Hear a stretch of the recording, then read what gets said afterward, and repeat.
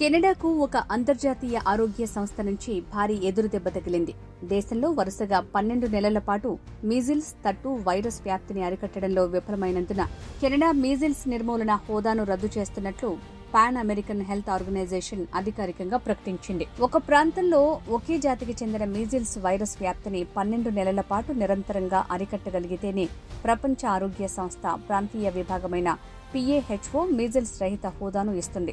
కెనడాలో అక్టోబర్ 2024లో ప్రారంభమైన ఈ వ్యాప్తి ప్రధానంగా తక్కువ టీకాలు వేయించుకున్న వర్గాలలో 1 సంవత్సరం పాటు కొనసాగింది. దీంతో కెనడా 1998 నుంచి నిలబెట్టుకున్న ఈ హోదాను కోల్పోయింది. గతంలో బ్రెజిల్, వెనెజులా ఈ హోదాను కోల్పోయిన 2024లో తిరిగి దక్కించుకున్న తర్వాత అమెరికా ప్రాంతం మళ్లీ మీజిల్స్ రహితంగా మారింది. ఇప్పుడు మళ్లీ ఆ హోదాను కోల్పోయింది. Public health agency of Canada ప్రకారం ఈ సంవత్సరం కెనడాలో సుమారు 5,000 కంటే ఎక్కువ మీజిల్స్ కేసులు నమోదయ్యాయి. ఈ వ్యాప్తిలో 2 శిశువులు మరణించారు. ఈ పరిస్థితికి ప్రధాన కారణం టీకా తీసుకునే శాతం తగ్గటమే అని నిపుణులు చెబుతున్నారు.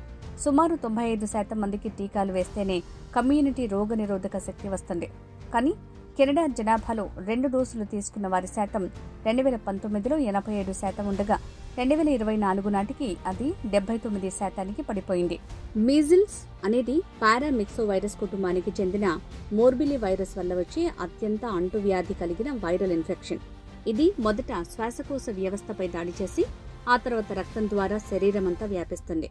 మీజిల్స్ కి ప్రధానమైన లక్షణం శరీరమంతా వచ్చే ఎర్రటి మచ్చల దద్దుర్లు.